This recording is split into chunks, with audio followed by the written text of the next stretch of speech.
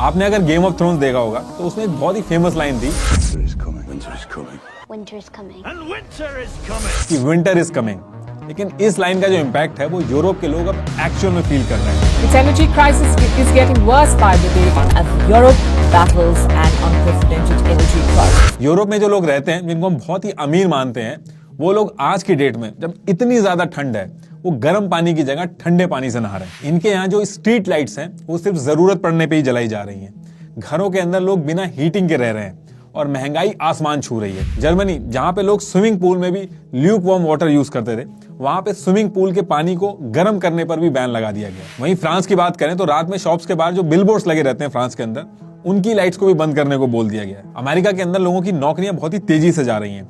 Facebook, जो इतना बड़ा नाम है, उसने एक झटके में 11,000 लोगों को निकाल दिया। 18 साल की हिस्ट्री में पहली बार ऐसा किया है फेसबुक ने अपनी टोटल स्ट्रेंथ में से 13% एम्प्लॉइज को फायर कर दिया है। और ये नॉर्मल चीज नहीं है। ये हिमांशु का लिंक्डइन पोस्ट है। इन्होंने काफी पैसा लगा के कनाडा रिलोकेट किया और मेटा यानी कि फेसबुक को ज्वाइन किया, और ज्वाइन करने के 2 दिन बाद ही इनको निकाल दिया गया। नीलिमा के साथ भी यही हुआ। इनकी पहले की जो जॉब थी वो भी गई, और जैसे इन्होंने मेटा ज्वाइन किया 2 दिन के अंदर इनको भी निकाल दिया गया। ये जो फेसबुक का केस है, ये बाकी कंपनियों के कंपैरेटिवली थोड़ा सा अलग केस है, तो इसको मैं लास्ट में बताऊंगा। तो ट्विटर की बात करें तो ट्विटर ने 3700 लोगों को निकाल दिया है।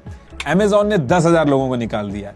जेपी मॉर्गन चेज ने 1,000 लोगों को, एचपी ने 6,000, और ये लिस्ट बहुत ही लंबी है। और इंडिया के जो स्टार्टअप्स हैं, उन्होंने 2022 सिर्फ 1 साल के अंदर में 17,600 लोगों को फायर कर दिया, जिसमें से बायजूस, कार्स 24, ओला, एमपीएल, उड़ान, अनअकैडमी, ऐसी बहुत सी कंपनियां हैं। और ये फायरिंग का सिलसिला रुक नहीं रहा है। विप्रो, इन्फोसिस, टेक महिंद्रा, ये जो बड़ी कंपनी है, इन्होंने फायर नहीं किया, लेकिन आगे की हायरिंग रोक दी है, और जो ऑफर लेटर दिए थे उनको भी रोक दिया है। तो देखिए, अब सबसे बड़ा क्वेश्चन ये है कि ये सारी चीजें हो क्यों नहीं है, और इसको समझने के लिए पहले हमको थोड़े से बेसिक डिस्कस करने होंगे। उसके बाद आगे की जो स्टोरी है बहुत ही आसानी समझ में आ जाएगी। Facebook founder Mark Zuckerberg is laying off 11,000 workers. Thousands of jobs lost. Elon Musk, who now owns and of course runs Twitter. Inside Facebook's New York City headquarters, fired workers are expressing heartbreak. That's about 13% of its workforce. मान लीजिए कि एक बहुत ही बड़ा mall है, उसके हर floor पे अलग अलग चीजें अलग अलग प्राइस पे बिक रही हैं। एक फ्लोर पे कपड़े बिक रहे हैं, एक फ्लोर पे हेयर ड्रेसर बाल काट के पैसे ले रहा है, और वहीं एक फ्लोर पे कंप्यूटर बेचे जा रहे हैं। अब अगर एक दिन में इन दुकानों में जितनी भी चीजें बिक रही हैं, अगर उसके प्राइस को ऐड कर दिया जाए तो जो वैल्यू आएगी वो इस मॉल की एक दिन की जीडीपी होगी। ऐसे ही एक देश की बाउंड्री के अंदर जितने भी गुड्स एंड सर्विसेज प्रोड्यूस हो रहे हैं, अगर उनकी वैल्यू को ऐड कर दिया जाए तो वो उस देश की जीडीपी होगी। अगर मैं यूएस जाऊं और वहां जाके $50 की एक कॉफी खरीद के पी लूं, तो वो $50 जो होंगे वो यूएस की जीडीपी में ऐड हो जाएंगे। वैसे जीडीपी कई सारे अलग अलग फैक्टर्स पे डिपेंड करती है। ये जो मैं बता रहा हूं, ये इसलिए बता रहा हूं ताकि आगे की जो कहानी है वो समझने में आसानी है। अब देखिए, जब भी लोग ज्यादा चीजें खरीदते हैं तो जीडीपी ऊपर जाता है, और जब कम सामान खरीदते हैं तो जीडीपी नीचे जाता है। और अगर 2 क्वार्टर यानी कि 6 मंथ तक जीडीपी बैक टू बैक नीचे जाती है तो उसे कहते हैं रिसेशन। ये ग्लोबली एक्सेप्टेड डेफिनेशन है। हालांकि इसमें भी बहुत सारे फैक्टर्स कंसीडर होते हैं। जैसे कोविड के टाइम पे लोगों ने बाहर निकल के कम चीजें खरीदी थी, तो इंडिया का जो जीडीपी था वो 2 क्वार्टर 1 और क्वार्टर 2 में नेगेटिव चला गया था। अब ये जो पर्टिकुलर टाइम था, टेक्निकली आप इसको रिसेशन कह सकते हो, लेकिन इसको इसलिए इतना नहीं माना गया क्योंकि एक्सपर्ट्स का मानना था कि कोविड खत्म होगा तो आगे चल के कंट्रोल में आएगा। और वैसे भी जो इसके बाद वाले क्वार्टर थे उसमें पॉजिटिव ग्रोथ हो गई थी। अब GDP back to back negative में चला जाए 2 क्वार्टर तक तो उसको रिसेशन कहते हैं। और जितनी ग्रोथ होनी चाहिए अगर वो उतनी नहीं हो तो उसको स्लो डाउन कहते हैं। जैसे 7% ग्रोथ की जगह 6% ग्रोथ ही रह जाए तो उसको स्लो डाउन कहते हैं। और अगर 3 साल से ज्यादा टाइम तक रिसेशन रहता है तो उसको डिप्रेशन कहते हैं। अभी तक डिप्रेशन की जो सिचुएशन है वो सिर्फ एक बार आई है 1930 में। अब देखिए, अगर फिर से मॉल का एग्जांपल लें तो मान लीजिए बहुत सारे लोग मॉल में सामान खरीदने आ रहे हैं, तो दुकानों में भीड़ ज्यादा होगी, दुकानदार पैसा ज्यादा कमाएंगे, काम ज्यादा होगा और स्टाफ ज्यादा रखना होगा। और अगर लोग कम सामान खरीदेंगे तो भीड़ कम होगी, प्रॉफिट भी कम होगा, काम भी कम होगा और एम्प्लॉयज भी कम चाहिए होंगे। तो ऐसे केस में एम्प्लॉयज की जॉब भी जाती है। और जब दुकानों में सामान कम बिकेगा तो कंपनी भी कम सामान बनाएगी और कंपनी को भी कम प्रॉफिट होगा और कंपनी में भी फायरिंग होगी। इसलिए मार्केट में जब लोग कम सामान खरीदने लगते हैं तो रिसेशन आता है, और रिसेशन आता है तो अनएम्प्लॉयमेंट आता है। अब देखिए, जीडीपी हो गया, रिसेशन हो गया, इन्फ्लेशन और डिस्कस कर लेते हैं, उसके बाद करंट सिचुएशन डिस्कस करेंगे। देखिए, जब डिमांड ज्यादा होती है, सामान कम होता है तो महंगाई यानी कि इन्फ्लेशन बढ़ती है, और जब डिमांड कम होती है और सप्लाई ज्यादा होती है तो कीमतें गिरती हैं। जैसे कोविड के टाइम पे दवाइयों की जरूरत ज्यादा लोगों को थी तो दवाइयों के दाम बढ़ गए थे, और होटल्स वगैरह जो थे उनकी जरूरतें कम थी, तो होटल्स के दाम गिर गए थे। अब आप कहोगे कि अगर ये इन्फ्लेशन वगैरह सब अपने आप हो रहा है लोगों के खरीदने और बेचने से, तो गवर्नमेंट को लोग क्यों भला बुरा कह रहे हैं? क्या गवर्नमेंट महंगाई यानी कि इन्फ्लेशन को कंट्रोल कर भी सकती है? तो देखिए, हर गवर्नमेंट के पास टूल्स होते हैं जिनका यूज करके वो मार्केट कंट्रोल करती है। जिस तरीके से ड्राइवर की जिम्मेदारी होती है कि कार एक सही स्पीड से चले, जब स्पीड धीरे हो तो एक्सीलरेटर दबा के स्पीड तेज करे, और अगर स्पीड तेज हो तो ब्रेक लगा के उसको धीरे करे। ऐसे ही इकोनॉमी को भी एक डिसेंट स्पीड से चलाने के लिए देश का जो सेंट्रल बैंक होता है वो एक ड्राइवर की तरह एक्ट करता है। जब ग्रोथ रुक गई हो देश की या इन्फ्लेशन ज्यादा हो गया हो तो सेंट्रल बैंक मनी सप्लाई बढ़ाता है देश में। अभी जो मनी सप्लाई है इसके अलग अलग तरीके होते हैं, जैसे करेंसी प्रिंट करी जाती है या फिर इंटरेस्ट रेट कम किया जाता है। जब आरबीआई बाकी बैंकों के लिए इंटरेस्ट कम कर देता है तो मार्केट में लोगों के पास पैसा ज्यादा आता है। अब वो कैसे आता है ये आप एक छोटी सी सर्च करोगे तो आपको पता चल जाएगा। अब बात करते हैं कि करंट सिनेरियो में क्या चल रहा है। लेकिन सारी चीजों की शुरुआत होती है कोविड के टाइम से। जब कोविड के टाइम पे लॉकडाउन लगाया गया तो सबसे बड़ी दिक्कत ये आई कि लोग खाएंगे पिएंगे क्या, पैसा कहां से आएगा, क्योंकि कंपनीज बंद हो रही थी, लोगों की जॉब्स जा रही थी, इकोनॉमी पूरी तरीके से बंद थी। इस चीज से निपटने के लिए गवर्नमेंट अलग अलग रिलीफ पैकेज लेके आई, बिजनेस को सपोर्ट किया, लोन की इंस्टॉलमेंट्स के लिए टाइम एक्सटेंड किया। वहीं अमेरिका की बात करें तो वहां की गवर्नमेंट ने जो लोग अनएम्प्लॉयड थे उनके अकाउंट में पैसे डाले, टैक्स रिलीफ दिया। ऐसे करके अलग अलग मेथड दुनिया भर की गवर्नमेंट ने अपनाए। इन शॉर्ट पैसा इंजेक्ट किया गया ताकि जो इकोनॉमी एकदम से नीचे आ गई थी वो नॉर्मल हो और जीडीपी सुधरे। जब ऐसा किया गया तो लोगों के पास पैसा आया, लेकिन लॉकडाउन की वजह से खर्च फिर भी नहीं कर पा रहे थे। लेकिन जैसे ही लॉकडाउन खत्म हुआ लोगों ने पैसा खर्च करना शुरू किया। अब सप्लाई तो उतनी ही थी लेकिन डिमांड एकदम से बढ़ गई थी, और जब ऐसा होता है तो महंगाई यानी कि इन्फ्लेशन बढ़ती है, और ऐसा ही हुआ। लेकिन ये कोई सरप्राइज नहीं था गवर्नमेंट्स के लिए, क्योंकि दुनिया भर की गवर्नमेंट को पता था कि महंगाई बढ़ेगी और आगे चल के उसको कंट्रोल करा जा सकता है। अगर आपने नोटिस किया हो तो मई 2020 में सेंट्रल बैंक ने रेपो रेट 4% ही रखा था और 2 साल तक इसमें कोई चेंज नहीं किए थे। लेकिन जब ये महंगाई आउट ऑफ कंट्रोल होने लगी तो मई 2022 में रेपो रेट 4.4% किया गया, फिर जून में 4.9% किया गया, अगस्त में 5.4% किया गया और सितंबर में 5.9% किया गया। अभी की बात करें तो 6.25% हो गया है। अब देखिए, अगर आपको मार्केट का आइडिया लेना है कि मार्केट किस तरफ जा रहा है तो रेपो रेट को क्लोजली ऑब्जर्व करना जरूरी है कि गवर्नमेंट किस तरह से रेपो रेट को बढ़ा रही है। इससे आपको कोई भी बड़ा डिसीजन लेने से पहले मार्केट का आइडिया लगता है। जैसे कोविड जैसी सिचुएशन हो या फिर रिसेशन हो, ये हमारे कंट्रोल में नहीं होती है, लेकिन हम अपने लिए कुछ सेफ्टी नेट्स बना सकते हैं, जैसे कि इंश्योरेंस लेना। इंडिया में लोग इंश्योरेंस कम लेते हैं, मेनली बिकॉज उन्हें समझ में नहीं आता उनके लिए कौन सी पॉलिसी सही रहेगी। सिर्फ 17% मिलेनियल्स के पास ही टर्म प्लान्स हैं और 55% को तो पता तक नहीं है कि ये होता क्या है। इंडिया में मेडिकल इन्फ्लेशन हर साल 14% से ज्यादा बढ़ रहा है, एफडी पे मिलने वाले रेट से डबल। तो एक हॉस्पिटल की विजिट आपके बैंक अकाउंट को खाली कर सकती है। अगर आपको भी इंश्योरेंस से रिलेटेड कंफ्यूजन या डाउट है तो do check out Ditto. Ditto एक न्यू एज प्लेटफॉर्म है बैक्ड बाय जीरोधा। डिट्टो से आप फ्री में कंसल्ट कर सकते हो पर्सनलाइज्ड एडवाइस लेने के लिए। इसके साथ ही डिट्टो की वेबसाइट पे अवेलेबल फ्री टूल से भी आप बहुत ही आसानी से अलग अलग पॉलिसीज कंपेयर कर सकते हो।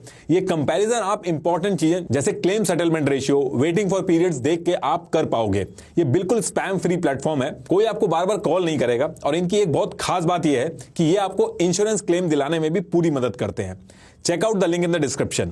तो टॉपिक पे वापस आते हैं। अब देखिए, पैंडेमिक की वजह से गवर्नमेंट स्ट्रगल तो कर ही रही थी, लेकिन सबसे बड़ा डिजास्टर तब हुआ जब यूक्रेन रशिया वॉर स्टार्ट हुई। कोविड से निपटने के लिए जो भी प्लान्स बनाए थे गवर्नमेंट ने वो सब धरे के धरे रह गए, और पूरी दुनिया जो कोविड से उभरने में लगी थी वो एक बड़ी इकोनॉमिक क्राइसिस में आके खड़ी हो गई। रशिया यूक्रेन वॉर की वजह से वेस्टर्न देशों ने रशिया के ऊपर बैक टू बैक सैंक्शंस लगाए। अब देखिए, ग्लोबलाइजेशन का जमाना है, जब एक देश के ऊपर सैंक्शन लगता है तो वो देश अकेला सफर नहीं करता है, इससे बाकी देशों को भी नुकसान होता है। लेकिन इसके बाद भी सैंक्शंस रुके नहीं। रशियन बैंकों को स्विफ्ट नेटवर्क से बाहर कर दिया गया, रशियन बैंकों के जो एसेट्स थे उनको फ्रीज कर दिया गया। अब देखिए, यूक्रेन और रशिया ये दोनों ही कंट्रीज वर्ल्ड के सबसे बड़े व्हीट एक्सपोर्टर्स में से हैं, इसलिए जैसे ही वॉर स्टार्ट हुई दुनिया भर में जो फूड प्राइसेस थे उनको झटका लगा। इसके साथ साथ रशिया ऑयल एंड गैस का सबसे बड़े एक्सपोर्टर्स में से एक है। पूरी दुनिया में सेकंड नंबर का एक्सपोर्टर है रशिया, और दुनिया का लगभग 12% क्रूड ऑयल रशिया में ही प्रोड्यूस होता है। लेकिन यूएस, कनाडा, यूरोप, इन सब ने मिलकर रशिया को सबक सिखाने के लिए रशिया के ऑयल एंड गैसेस इंपोर्ट पे भी बैन लगा दिया कि अगर कोई देश रशिया से ऑयल और गैस खरीदेगा तो उसके ऊपर सैंक्शन लगेंगे। हालांकि इंडिया अभी भी इंपोर्ट करता है, वो एक अलग डिस्कशन है।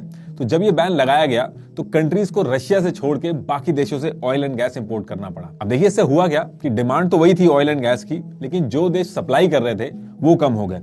इसकी वजह से पूरी दुनिया में ऑयल एंड गैस के प्राइसेस बढ़ गए। मार्च के पहले हफ्ते में ऑयल के प्राइसेस 25% तक बढ़ गए थे, और जब ऑयल के प्राइसेस बढ़ते हैं तो हर एक चीज पर फर्क पड़ता है। और जैसे जैसे सैंक्शंस लग रहे थे, ये समझना बहुत ही मुश्किल हो रहा था कि यूरोप रशिया को परेशान कर रहा है या खुद को दिक्कत में डाल रहा है। ऐसा मैं इसलिए कह रहा हूं क्योंकि इन सब रीजंस की वजह से यूरोप खुद मुसीबतों में फंस गया है। यूक्रेन रशिया वॉर यूरोप के लिए एक बहुत ही बड़ा डिजास्टर बन के सामने आया। इसके पीछे सबसे बड़ा रीजन था नेचुरल गैस। नेचुरल गैस जो है वो यूरोप की लाइफलाइन है। विंटर्स के टाइम पे यूरोप में इतनी ज्यादा ठंड रहती है कि बिना गैस के रहना बहुत ही मुश्किल हो जाता है वहां के लोगों के लिए। नेचुरल गैस ही है जो यूरोप को गर्म रखती है विंटर्स में। लेकिन नेचुरल गैस से पहले लोग कोल पे डिपेंडेंट थे, लेकिन ये काफी पुरानी बात है।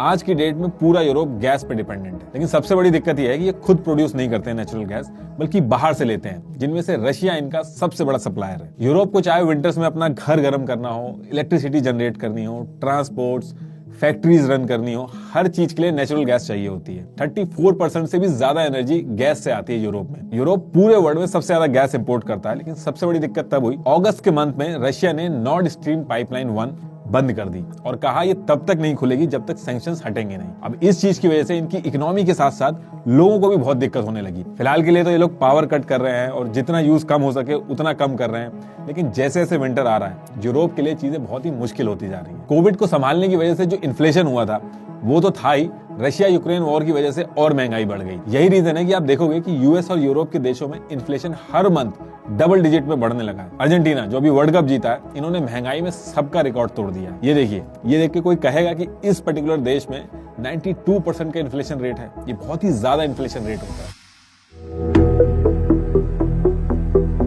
देखिए पूरे वर्ल्ड में ये जो सिचुएशन बनी हुई है, पिछले एक साल से जितनी भी गवर्नमेंट्स हैं पैसा इंजेक्ट कर करके इसको संभालने की कोशिश कर रही हैं। और जो इकोनॉमिस्ट है उनका ये कहना है कि अभी तो गवर्नमेंट फिर भी कोशिश कर रही है, लेकिन एक टाइम ऐसा आने वाला है 2023 में जब गवर्नमेंट भी कुछ नहीं कर पाएगी। इकोनॉमिस्ट नोरियल रूबिनी, इनको डॉक्टर डूम भी बोला जाता है, क्योंकि 2008 में जब रिसेशन आया था पूरी दुनिया में तो इन्होंने पहले ही प्रेडिक्ट कर दिया था। और अब इनका कहना है कि 40% तक शेयर मार्केट गिरने वाला है और इस बार का जो रिसेशन आएगा वो 2008 वाले रिसेशन से भी ज्यादा बड़ा होगा और ज्यादा लंबे टाइम तक होगा।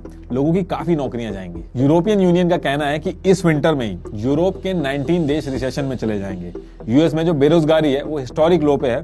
इतना बुरा हाल एम्प्लॉयमेंट का आपने यूएस के अंदर पहले नहीं देखा होगा। लेकिन एक्सपर्ट्स जो हैं वो ये कह रहे हैं कि फेडरल रिजर्व ये जो बेरोजगारी से निपटने के लिए जो स्टेप्स उठा रहा है, ये पूरे वर्ल्ड की इकोनॉमी को खतरे में डाल सकता है। जैसे हमारे यहाँ आरबीआई होता है, वैसे यूएस के अंदर फेडरल रिजर्व है। ब्लूमबर्ग की प्रोजेक्शन के हिसाब से 2024 तक रिसेशन रहेगा और जो डेवलप्ड कंट्रीज हैं उनमें लगभग 33 लाख नौकरियां जाएंगी। लेकिन इसका सबसे बड़ा जो इफेक्ट पड़ेगा वो पड़ेगा आईटी सेक्टर पे। आज की डेट में आप नोटिस करोगे जितनी भी टेक कंपनीज हैं ये ले ऑफ अनाउंस कर रही हैं। इसके पीछे कोविड बहुत ही बड़ा रीजन है। देखिए कोविड के टाइम पे जब हर तरफ दिक्कत थी तो उस टाइम पे टेक सेक्टर ने बहुत ही मुनाफा बनाया।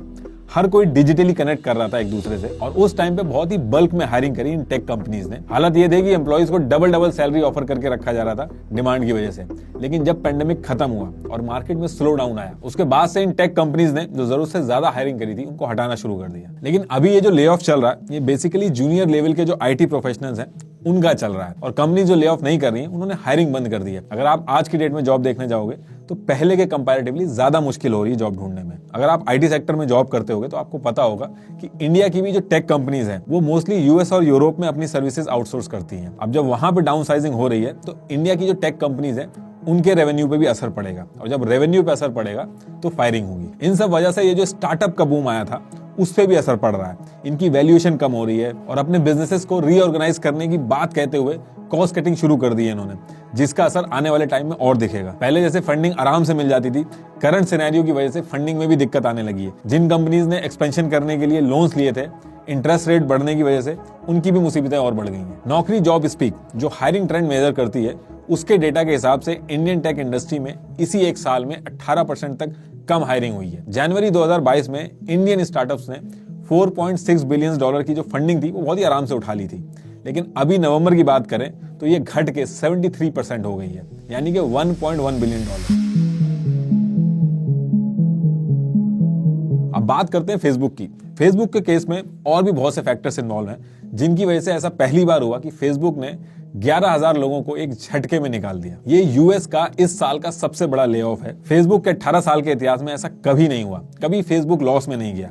ये पहली बार हुआ है इनके साथ। इन्होंने ले ऑफ तो करे ही हैं और इन्होंने ये भी कहा है कि अगले क्वार्टर में हायरिंग भी नहीं करेंगे, यहां तक कि कॉस्ट कटिंग भी शुरू कर दी है। फेसबुक के साथ दो चीजें हुई हैं, एक तो इन्होंने जो मेटावर्स के प्रोजेक्ट में इन्वेस्ट करने का जो अनाउंसमेंट किया था उसमें ये हद से ज्यादा इन्वेस्ट कर रहे हैं। दूसरी तरफ इनकी जो अर्निंग्स हैं वो डे बाय डे कम होती जा रही हैं। जिस तरह से फेसबुक मेटावर्स में इन्वेस्ट कर रहा है, ये चीज फेसबुक के इन्वेस्टर्स को बिल्कुल पसंद नहीं आ रही है। जितना विश्वास मार्क जुकरबर्ग को मेटावर्स में है, उनके इन्वेस्टर को उतना नहीं है। ऐसा इनके शेयर्स के प्राइस को देख के कहा जा सकता है, क्योंकि डे बाय डे इनके शेयर्स के प्राइस गिर रहे हैं। अगर इस पर्टिकुलर ईयर की बात करें तो मेटावर्स की वजह से फेसबुक को बिलियंस में लॉस हुआ है। फेसबुक जो मेनली पैसा कमाता है वो एड से कमाता है। जैसे BMW का एड अगर कोई करवाएगा फेसबुक में, तो फेसबुक जो है वो BMW वाले कस्टमर को ही वो एड दिखाएगा।